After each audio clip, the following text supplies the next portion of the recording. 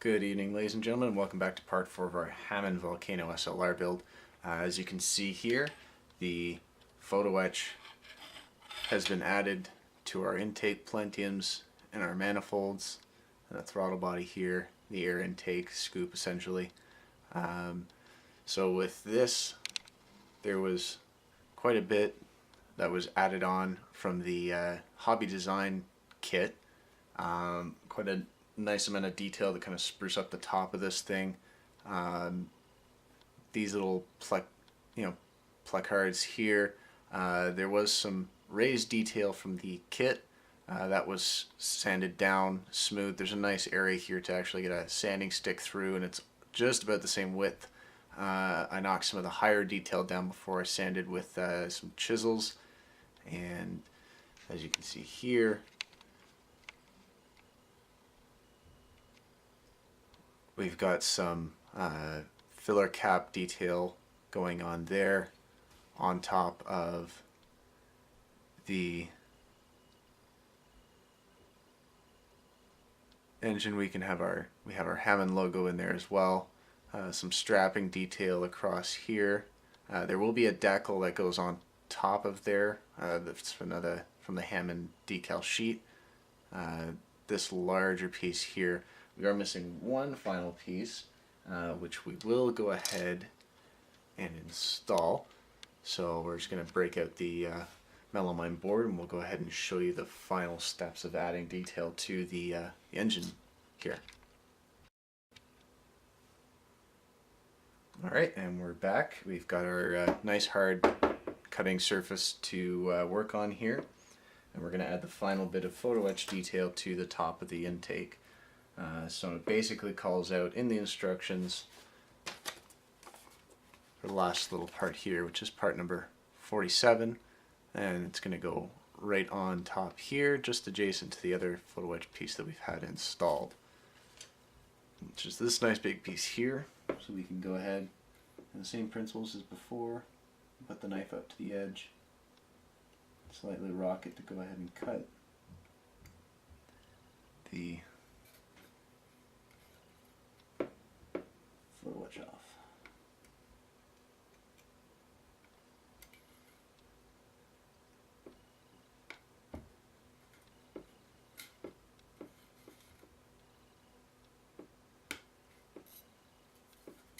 That one seems to have stuck a little bit more. There we go. Okay. And that's all off here. And we might have to do a little bit of cleanup work because it is kind of a finished piece. So I don't know if you guys can make out. But right along the edge here, I've got some small little nubs on this side as well. You can see a little bit of a nub sticking out. So we're going to go back to our jeweler's files here. We're just going to grasp piece gently, but what we're going to do, rather than working across this way and risk bending or jarring the nice photo etch piece, because it is kind of going on a fairly level surface, we don't want any bits to stick out. So what we're going to do is we're actually going to work along the edge of the piece like this, and that should prevent any sort of unnecessary forces against the photo etch part. These photo etch parts from Hobby Design are, usually the standard photo etch. It's quite thin. It's also quite delicate, so you can damage it if you're not careful. I think that the Auber kit is a little bit more friendly in that sense, where it's a little bit thicker. Actually, we can go ahead and test that now because I was measuring some stuff before. So we're going to get our plier. We're going to get a measuring tool out. We'll go ahead and measure the thickness. And I'm in millimeters because Canada, so if you don't like that, oh, too bad. So we're going to measure the thickness here of the Hobby Design sheets. You can see it's 0.11 millimeters in thickness. And if we go ahead and find our auger kit, I'm going to a sample piece of photo etch out from there.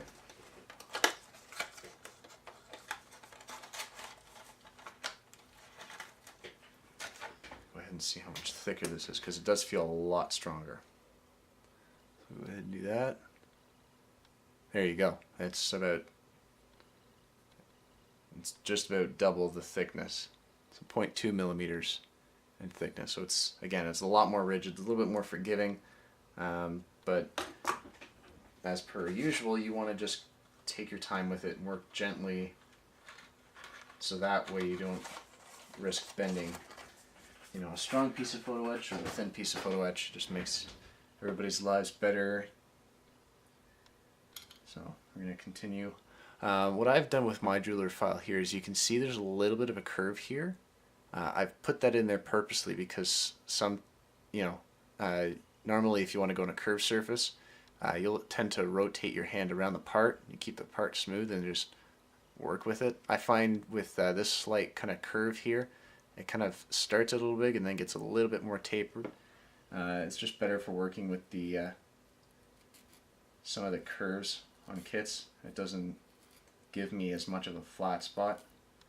And then I have my flat side here that I can kind of go back to. And I'm using the forward stroke on this, which is the bigger cutting edge. And then what I'm going to do is going to transfer back to the back stroke, which is the less aggressive of the two. I'm just going to feel with my finger here, and that feels nice and smooth. There's nothing hanging on my finger. There's a little bit going on here.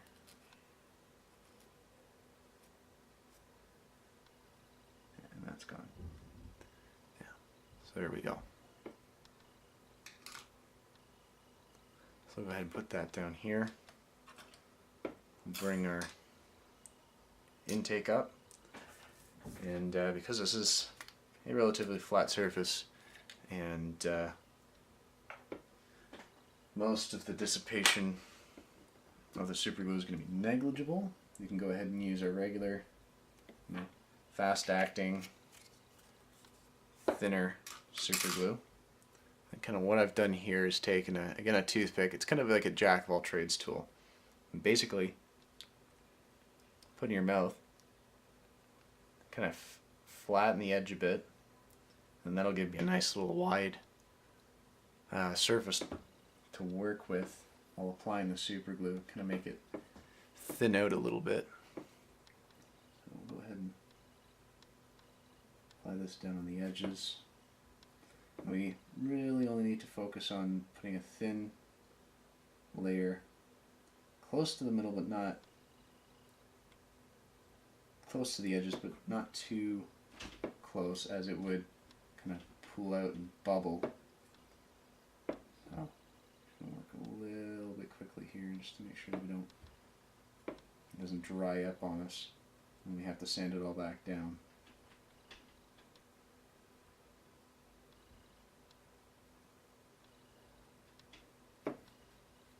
Okay, so we can go ahead and take our Blue Tack equipped toothpick and pick up our part.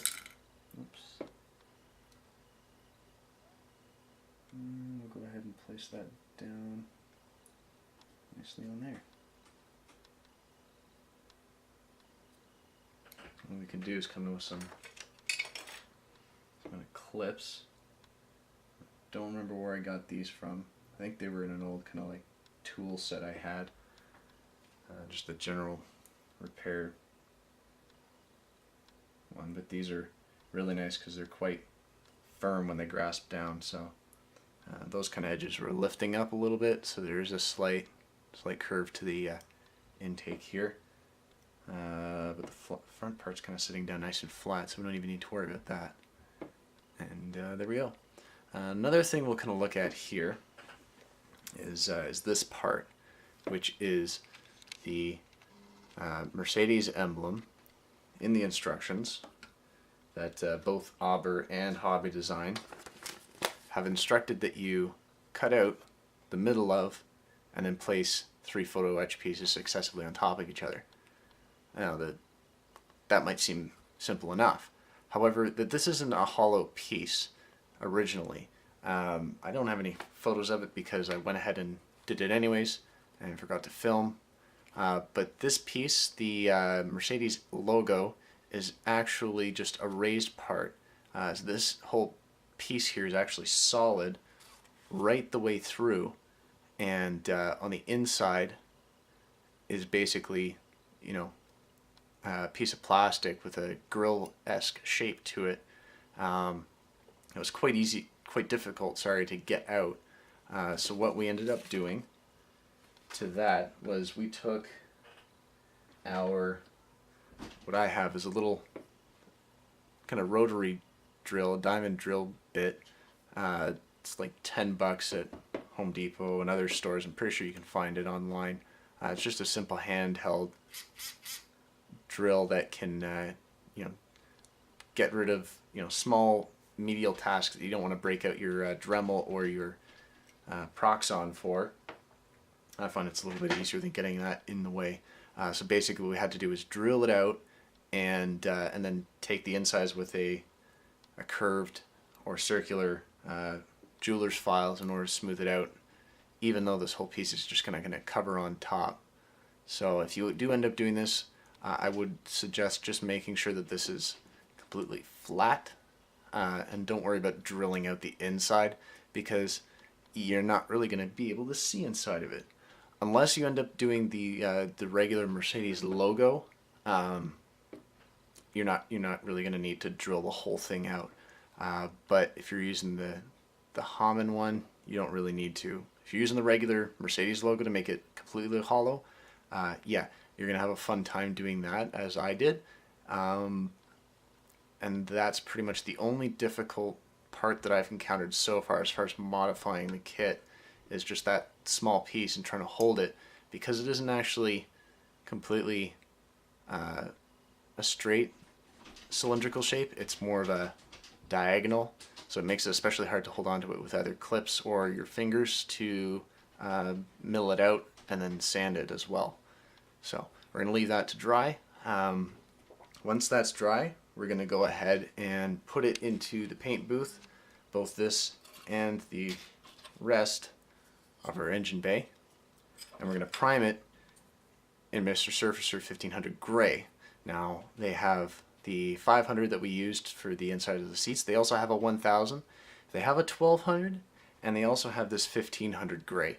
Now because I didn't do any sanding or filling anywhere in here, it's not a body, what I've done is chosen the 1500 just because it's going to go a little bit thinner and it's going to go on a lot smoother, because all we really need to do is coat the black with a nice gray so we can get a good contrast when we're putting on the semi-gloss black, which will more than likely end up being some Tamiya X18 semi-gloss black. And then from there we're going to go on and pick out details like the radiator shrouds. We're going to pick out some of these reservoir tanks, some bolts and straps and whatnot. And then the same deal goes with the intake plenty. And most of this will be black, but a lot of it can kind of be picked out with different colors of silver. And for that, we're going to use a combination of some of Mr. Metal Color's buffable paints. So we have, for instance, here stainless steel.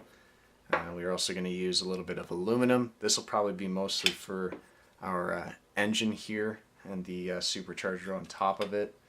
And then we're also going to have some chrome silver for bolt heads and you know, some highlights on it, just to make sure that it's not just one complete silver color, and it makes everything pop.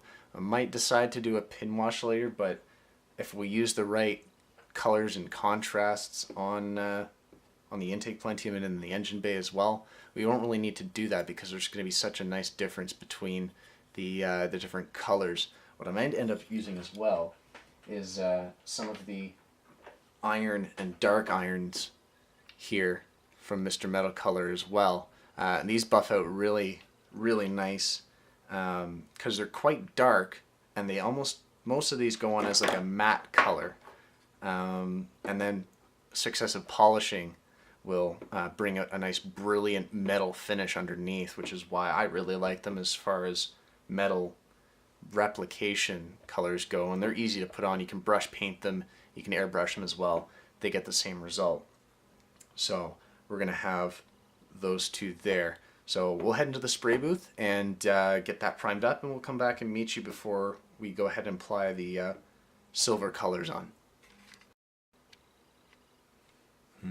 Now actually, on second thought, thinking about that and having a look at some of my references here as far as the SLR's engine bay goes, there's actually quite a bit of wires that can be added. Now a lot of the wiring for the kit is on the intake plentiums here, but some of it is also, from what I'm seeing here on my computer, a lot of it's kind of running in and underneath here. There's some wire detail that goes from the plentiums into the actual intake. Now I'm assuming those are either oil lines for the dry sump system and other things like that.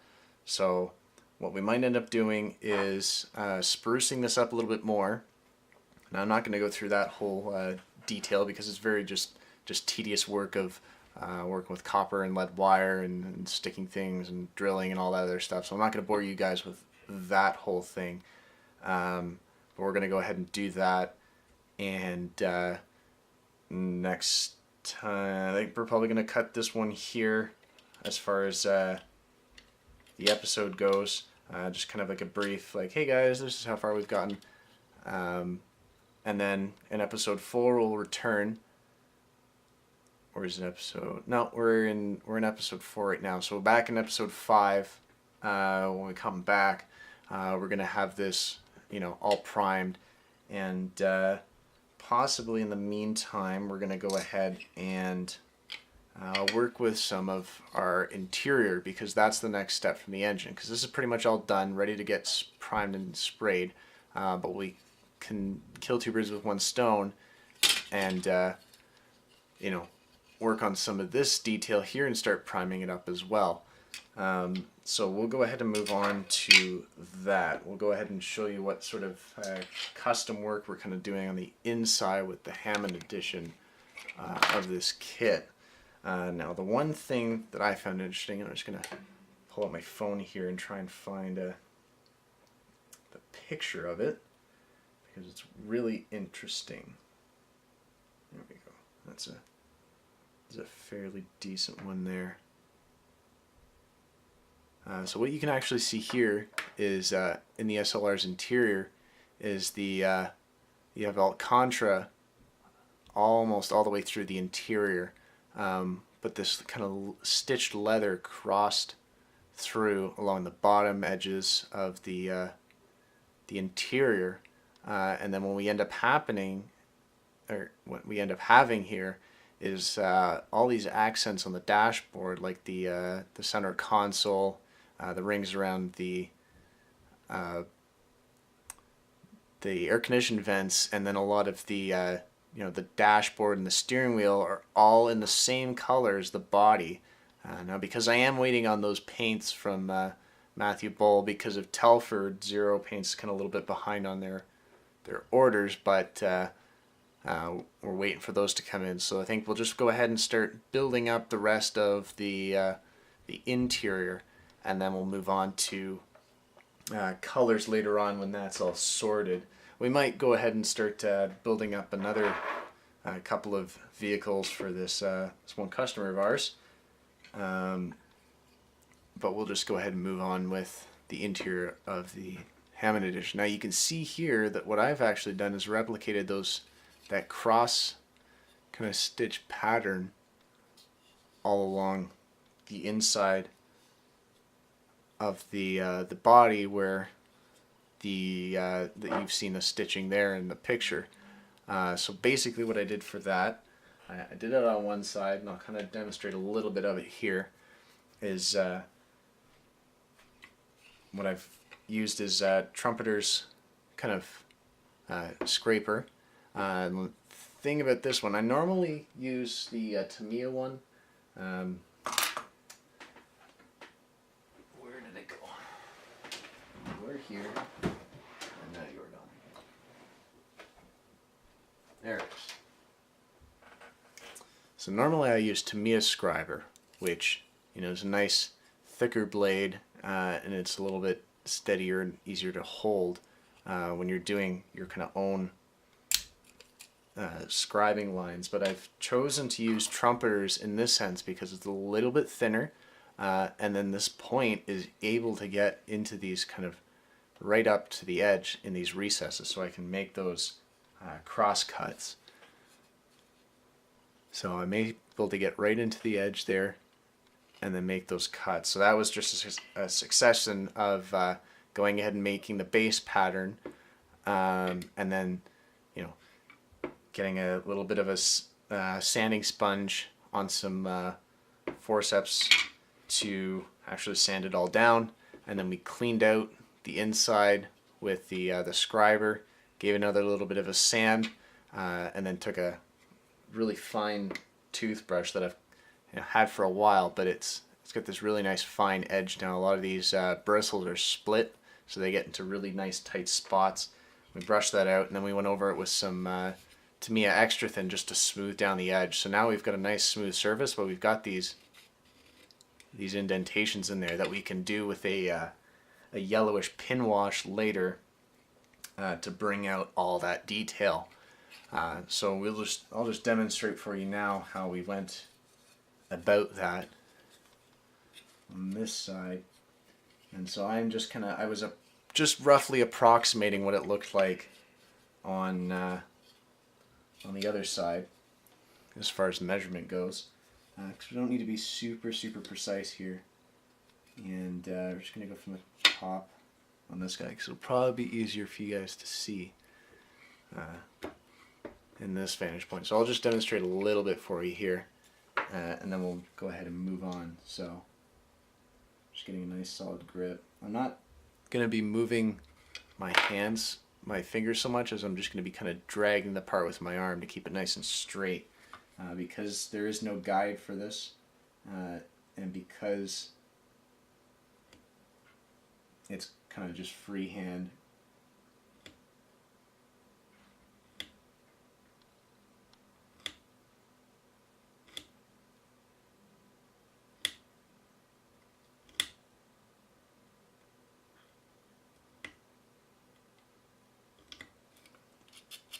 And there you go.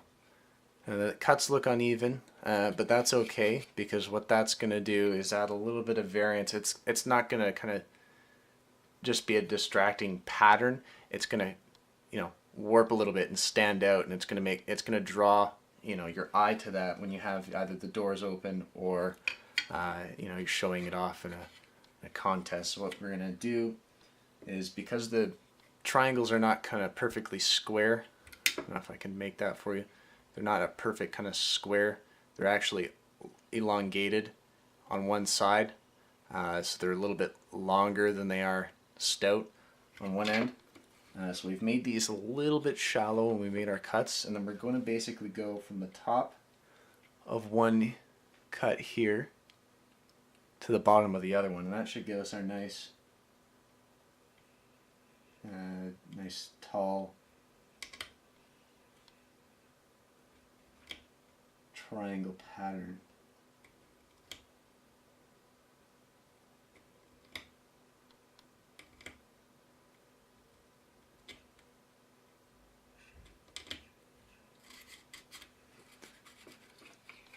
And there we go. And there's our kind of leather stitch pattern.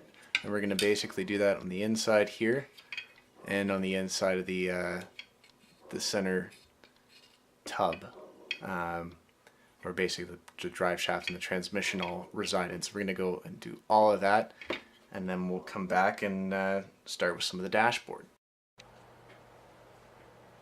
Okay guys, we're back. We finished spraying and priming the engine bay that we had just completed. Now we've also gone off and done a little bit of scratch building here to add some more detail to this. So what we've done is we've done a couple of vent hoses here. We've added a couple of vent hoses here coming from a reservoir into the inlet manifolds on the intake. And we've also gone ahead and done some wrapped cable wire as well along the edge of the engine bay. But there it is, we're all primed up and ready to go. We're basically at this point going to wait until we have the rest of the paints coming in for this particular build, because we're doing a pearlescent yellow. A lot of these, there's a couple of accent pieces on here that are in the pearlescent yellow, and I want to spray that down first, and then I'm going to do the black over top of it, so that way I'm not trying to spray a yellow over top of the black. So we're just going to wait on those paints to come in, and then we can go ahead and start painting this all up. But as it sits right now, our engine bay is done. We've got all the other pieces kind of primed up and painted as well. We went ahead and primed these in Mr. Surfacer 1500 gray, and we've sprayed them with a gloss black just to kind of make the sheen kind of stand out from everything else. Plan for the engine bay is going to be mainly a semi-gloss black, and then we're going to come in with some different types of black.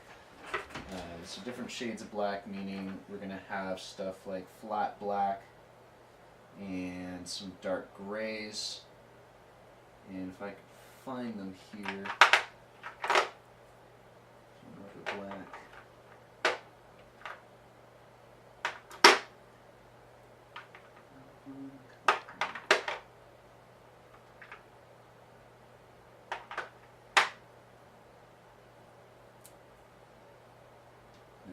Anyway, so stuff like that. So something like X85 rubber black for some of the hoses, some NATO black for maybe some of the reservoirs, so that that is just a little pop that kind of makes them stand out from the rest of the engine bay.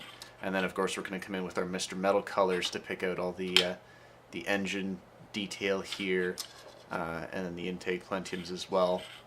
More than likely going to do that in the aluminum, and pick at all the bolts and maybe some of the caps with the chrome silver, just to bring out that extra little brilliance in it. And then once that's all done, we're going to probably use some iron for the front here, some dark iron, polish that away, and then hopefully we can get a nice kind of chrome finish. If not, we can come in with a fine brush and use some Molotow chrome or some other chrome just to pick out the edge of the emblem and the bird inside.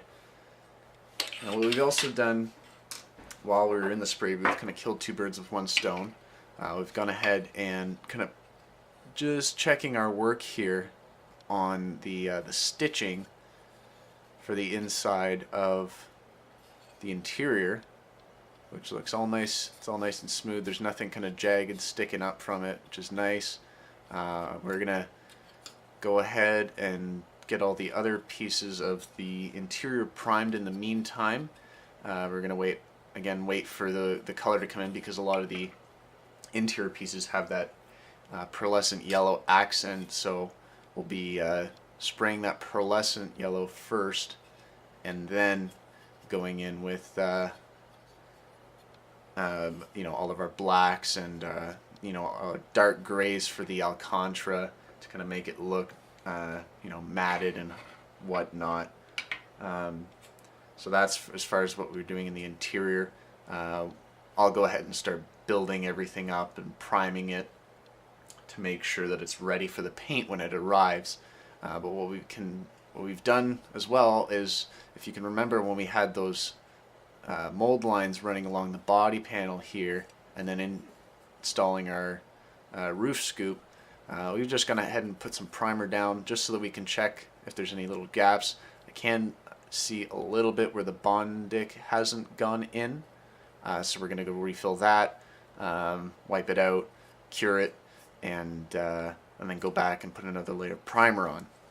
But we can see here that our seam line is gone from the tops of our fenders, and it's also disappeared from where it was on the rear bumper. Now a lot of the gray metallic bodies, you'll see these kinds of dividers. That's basically where the two kind of injections have met. There's not an actual seam line there, it just looks like it, but if you're unsure you can always just go ahead and spray some primer down and just double check, and that's that. And then we're basically waiting on, you know, all the colors to come in, and in the meantime we'll just get the interior bits all built up using sets for, I'm probably going to use the interior set for the Auber build, just because it's a little bit more detailed as far as the photo etch goes. You know, there's the little binder here in the keychain, which is really cool. It doesn't come with the radio, but the Hamann edition does. They have, for their interior, they have the, you know, down here they have the radio panel going in and all that. They also have Hamann logoed pedals on their photo etch sheets, and that's pretty much that. I think the other thing that I accomplished as well is, because if you can remember, these are where the headlights attach to. So when we have our engine bay sitting in there, you know, again, everything attaches to the chassis, so we're going to have to make sure everything's on the chassis is done. So we're going to go ahead and possibly get the headlights also finished up. So what we did was we came in with the kit kind of chrome color, and we've taken some Model Masters black chrome trim. We've sprayed that, we've mixed it, you know, 30% Mr. Leveling thinner with this black chrome, just to kind of give it a nice even coating. We're going to gloss that so it kind of stands out, because on the yellow version of the Hamann Volcano, the headlights and taillights are, the buckets at least are black. They're like a graphite black, which this kind of black chrome color really brings out. It's not a true black, but it's you know, nice gloss, and it has a little bit of a flake in it, which is nice, which we'll be using. We're not going to be ending up tinting any of the lights, because that was only on the white version and the red version of the build of the Volcano, but the yellow version only has the taillights and the headlight buckets painted in that color, and then the red signals for the rear were tinted black, but the lens was clear. So that's where we're at, and when we come back we'll hopefully have some paints that we can start spraying with, and when that happens, then we'll come back for part 5 of the build. Hopefully have the engine done, hopefully have most of the interior ready to go, and then hopefully we don't make it past 10 episodes and we actually have some color down. In the meantime, what I'm probably going to do is start working on another couple of builds for this client. We'll start doing build reviews and video logs of those as well. So go ahead and subscribe to not miss that when those come out. And as always, guys, having a good day, and we'll see you in the next video.